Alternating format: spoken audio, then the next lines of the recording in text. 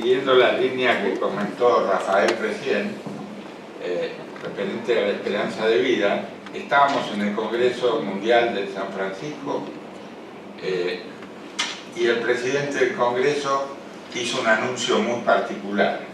Dijo: les quiero informar que en este momento ha nacido en el mundo la persona que va a vivir 150 años.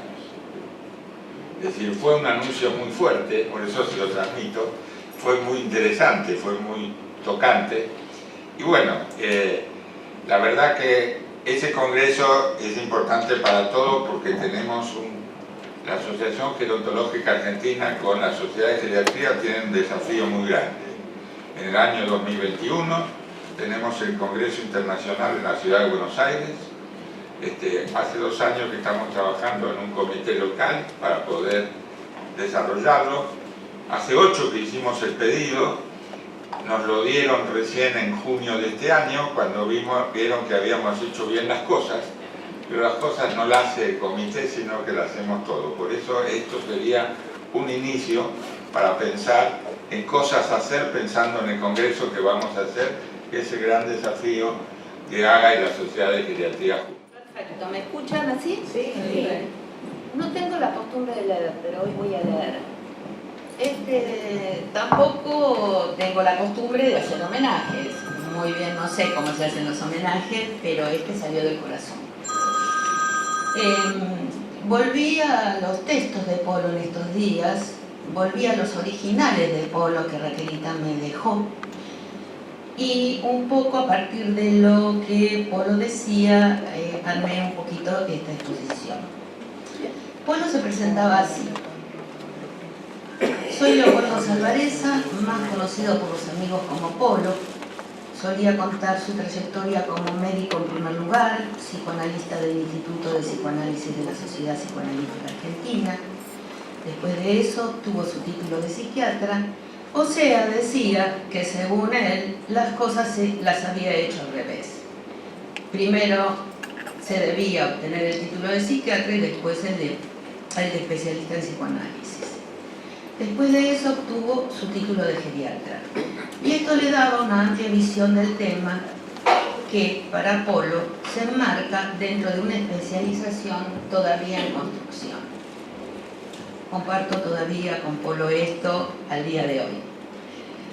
Decía Polo, porque la psicología del envejecimiento y la vejez es un tema que ha sido desconsiderado a lo largo de la historia y del desarrollo de las humanidades en el siglo XX, y recién ahora estamos empezando a recorrer o a recoger aspectos de diversos lugares que nos permitan meternos dentro de la psiquis de las personas que envejecen. No tenemos las cosas establecidas como para poder transmitir esto es así, sino que tenemos que hacer una construcción de esto, tenemos que hacerlo. Polo transmitía sus saberes a través de una modalidad polémica, encantada, sí, eso seguro. Discutir cómo están planteadas las cosas para ver si se corresponden con la realidad, si resisten al análisis o si se debe investigar el tema desde otro lugar. Este lugar distinto lo descubrió cuando empezó su carrera como psicogerontólogo en el año 1970. De una manera totalmente impensada, comenzó a trabajar con los grupos que, según sus propias palabras, sin saber absolutamente quién era un viejo, nunca había visto en mi historia y no se me había ocurrido que existiera una especialización que pudiera dar cuenta de qué le pasaba desde el punto de vista psíquico.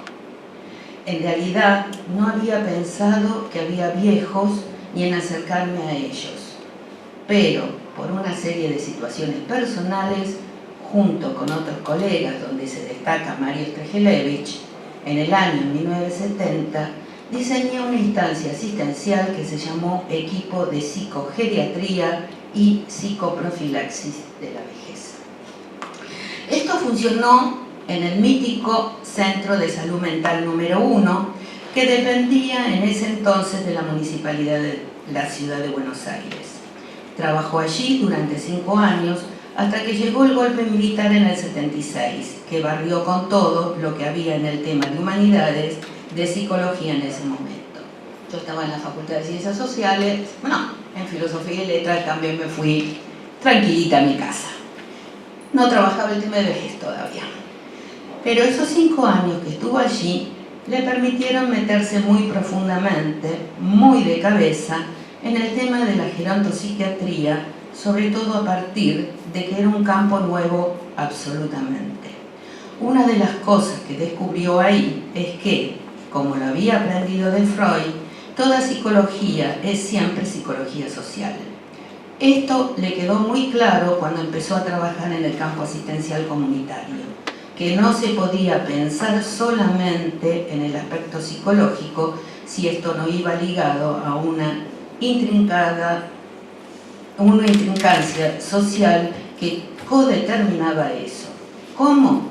Observando que al crecer el sector viejo de la población, esto generaba un malestar en la sociedad que se revertía luego sobre los viejos y creaba un sistema de funcionamiento. Desde muy temprano en esta inserción hubo un tema dominante que ocupó su atención y que tiene preponderancia en su obra, que es el tema del viejismo. Él decía, como la sociedad mira a los viejos, no solamente como los mira, no es pasivo esto, sino que la mirada es una mirada discriminatoria, una mirada de colocar al viejo en un lugar en la sociedad, tener actitudes hacia ellos de una manera negativa que influye en cómo ellos miran la vejez y por lo tanto cómo toda la sociedad mira y se enfrenta con la vejez. Esto para mí es como un telón de fondo de todo lo que yo pienso y desarrollo en el tema gerontológico. En este recorrido, que le llevó alrededor de 40 años o un poco más, Polo reconoce haber construido enemigos, como por ejemplo algunos laboratorios y la tendencia a la excesiva medicalización y cómo estar en contra de todo aquel que trata de equiparar vejez con enfermedad. Otro tema es la violencia familiar y en este sentido ha tratado en todos sus desarrollos de carrera salir de los modelos convencionales y vaya si lo hacía. Todo el trabajo de estos años lo plasmó en varios libros que escribió solo o en colaboración, en muchos artículos periodísticos, en revistas y en realidad una de las actividades fundamentales de todo su trabajo profesional fue la difusión. Me interesa, decía, mucho poder transmitir a la población en general, no solamente dentro del ámbito académico, que es la vejez, cómo es hoy la vejez, y centrar el hecho fundamental que todo el mundo, si no muere joven, va a llegar a viejo. Entonces, que sepan que en un futuro van a desarrollar este tramo de la vida y van a padecer aquello que ignoran o discriminan. Será entonces Polo uno de los pioneros en pensar la vejez y sus temas como el prejuicio hacia los viejos, el lugar de la familia, la sexualidad, el cuerpo, la biomedicalización. Decía Polo en 1988, un viejo frente a nosotros es como una especie de espejo del tiempo y como todos sabemos el destino que la sociedad impone a la vejez. Desconsideración, rechazo, explotación y depósito en sórdidos lugares a la espera de la muerte.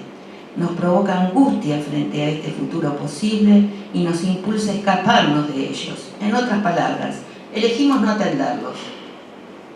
Tal vez por eso seamos pocos los que trabajamos el tema. También ese artículo de la revista Vertes indicaba que Julio Verne nos ha familiarizado y conmovido con el personaje de Miguel Strogoff, el cual, portador de una mala noticia, fue condenado por ese simple hecho al castigo de perder la vista y de este modo quedar apartado del mundo. Me parece este un buen ejemplo para ser utilizado como metáfora de lo que les ocurre a los viejos en nuestra sociedad.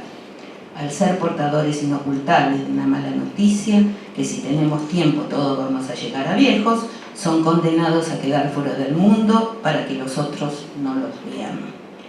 Planteadas así las cosas, queda claro para mí que el trabajo con los viejos, tal como yo lo entiendo y lo practico, está inscrito dentro del rubro de los derechos humanos en el sentido más amplio de su concepción, Esto es el derecho de los viejos a formar parte de la sociedad, a ser considerados, a ser queridos y a ser escuchados.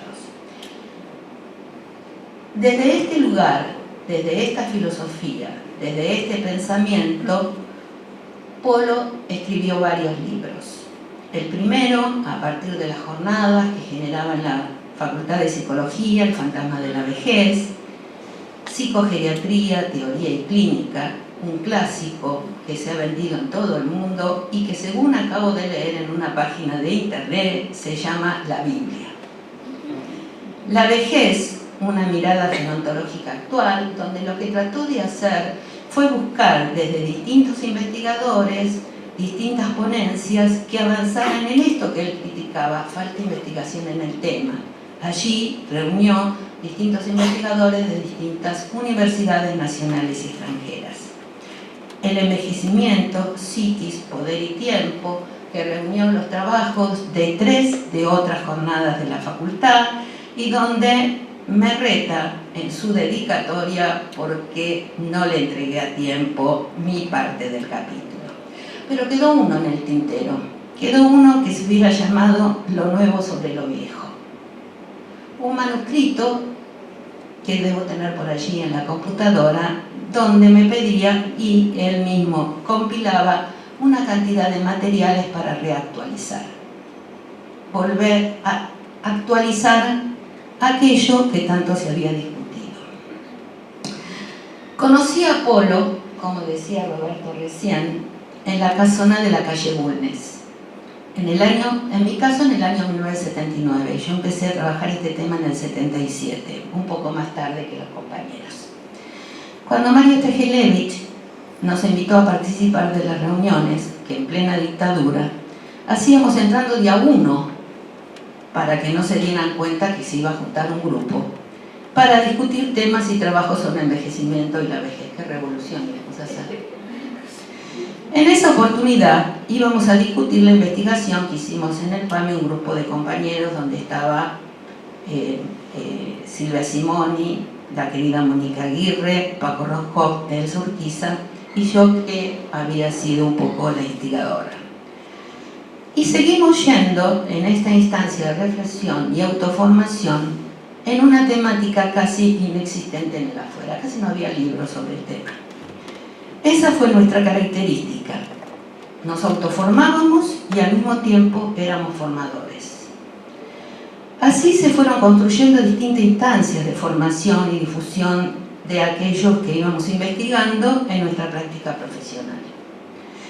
Con el regreso a la democracia, Polo crea la Cátedra de Tercera Edad y Vejez en la Facultad de Psicología de la UBA en 1985, que será muy exitosa, pero siempre remarcará que su calidad optativa sigue indicando el lugar de la vejez en la universidad como institución de la sociedad. Es decir, no todos los que estudian psicología tienen que saber cómo es la psiquis de un viejo. Podemos saber la de los niños, la de los adultos, la de los jóvenes, pero no la de los viejos. Compartimos la docencia en la maestría de gerontología de la Universidad Nacional de Córdoba desde 1992. Fuimos miembros de consejos asesores a nivel nacional, participamos de eventos nacionales e internacionales, de los cursos del CID, de AGA, de AGEVA, etcétera, etcétera, etcétera.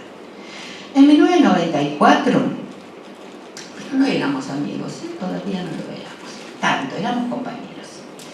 En 1994 invitó a Polo y a Roberto a participar del curso de posgrado en Flaxo, la temática gerontológica y la investigación sobre la vejez, donde de hecho éramos 3 coordinadores de las áreas psicológica, de salud y social.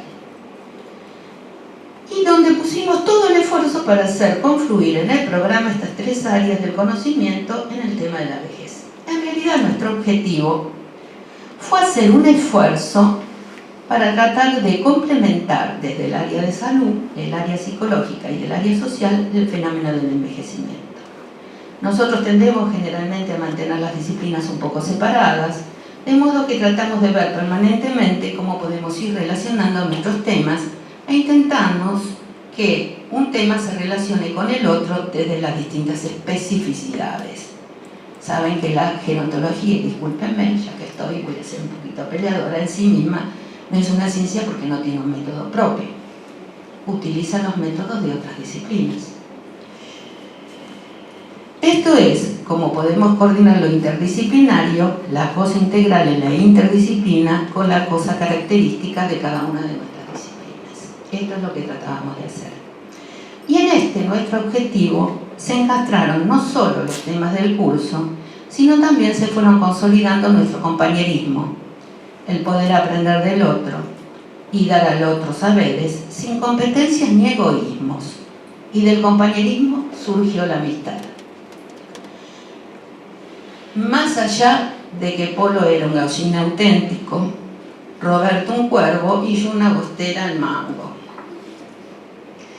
Y que este equipo tenía, todos, una abuela materna importante.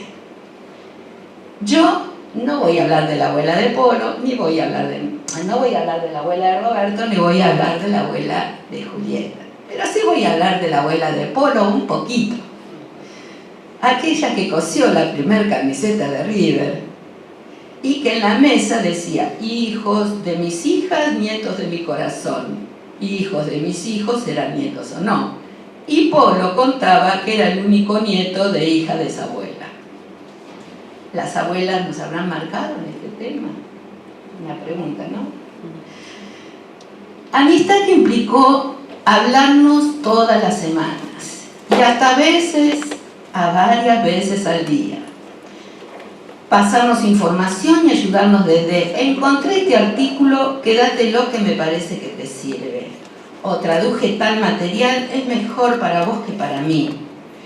Hasta me pasa esto o me pasó aquello otro. ¿Qué harías? ¿Cómo lo resolverías?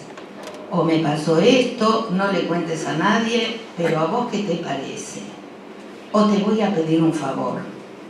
O te llamaron a este lugar o a esta reunión, ¿y por qué no lo hicieron? Ahora llamo y que te llamen.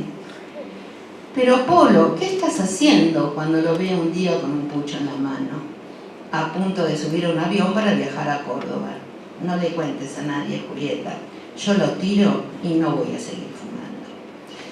Es así que, con curso o sin curso, nos veíamos todas las semanas y nos encantaba disfrutar de mediodías de miércoles al sol, con un tostado y una cerveza en la terraza de la Biela, estoy un poco emocionada, donde charlábamos, reflexionábamos y tejíamos nuestra gran amistad. Cuando Polo se enferma, seguían nuestras llamadas telefónicas, tal vez un poco más espaciadas, pero cada vez que lo llamaba, Polo me atendía. Vino su internación y Raquelita me dice que no dejaba que lo fuéramos a ver. Era muy coqueto, Polo, no se iba a dejar ver. Regresa a casa, llamo para ver cómo está.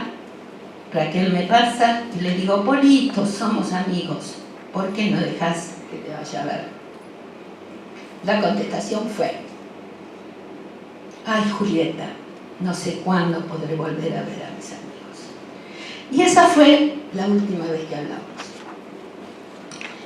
Hoy estamos acá, algunos de los amigos de Polo, y yo quisiera solo pasar 2 minutos de un videíto que encontré que hizo en la Universidad Nacional de Lanús, en una charla del programa Adultos Mayores, o sea que no es el polo científico, aunque está la ciencia atrás.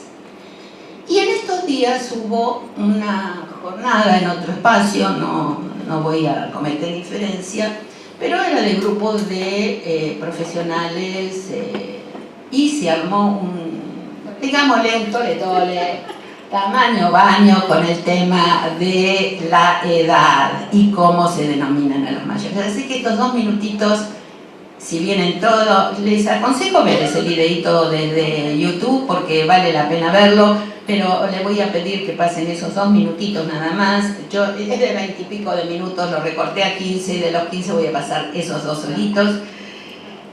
Y Y aparece acá, digamos, ese Polo que supo recrear a la pedagogía de la pregunta. Polo dejó de dar conferencias en un momento y dice, me voy a copiar, digamos, de una película que en este momento no me sale, no importa, ya me voy a acordar, pero en realidad lo que él va a hacer va a recrear, sin saber, la pedagogía de la pregunta de Paulo Freire. Y está contestando una pregunta. Entonces, si podemos, a partir de esta pedagogía de pregunta y de esta contestación, Polo logra nuevamente cautivar al público al que solía cautivar. Era un seductor maravilloso, tenía al público absolutamente enamorado. Así que yo quisiera pasar estos 2 minutitos y de alguna manera, hoy, Polo, te tenemos acá y contigo están algunos de tus muchos amigos. Así que, a ver si podemos, es la palabra del viejo y el miedo. Es cortito. A ver si se escucha o no se escucha.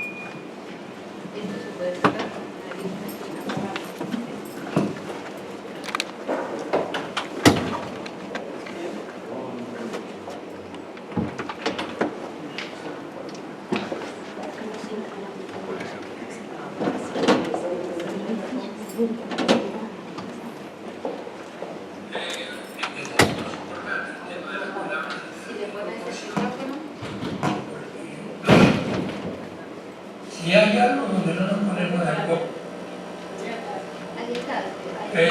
esto es importante, el tema de las palabras y la denominación, porque si hay algo donde no nos ponemos de acuerdo en el campo gerontológico es cómo llamar a nuestro objeto de niño. Por eso es una situación paradojal. Fíjense ustedes que la niñez produce niños. La pubertad produce púberes, la adolescencia produce adolescentes, la adultez produce adultos. Y me quieren contar ustedes por qué razón la vejez produce tercera edad, cuarta edad, gerontes, adultos mayores, ¿no? Algo pasa en esto, así, y me parece que, con respecto a lo que usted decía, esto marca el miedo que uno le tiene a la palabra, el miedo a la palabra viejo, el miedo a la palabra vejez.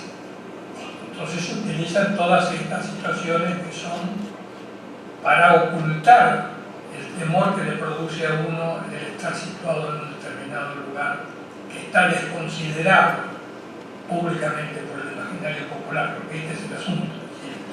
Uno está observado descalificatoriamente por el otro.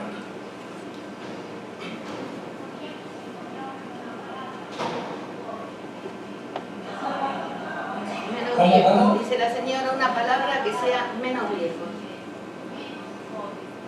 Menos jóvenes. No sé. Ustedes piénsenlo. Yo utilizo exclusivamente y solamente la palabra viejo. Me parece que Y no tenerle temor. no me da miedo. Vivirla lo mejor posible. Lo mejor posible. Lo único sabio es eso, vivirlo lo mejor posible.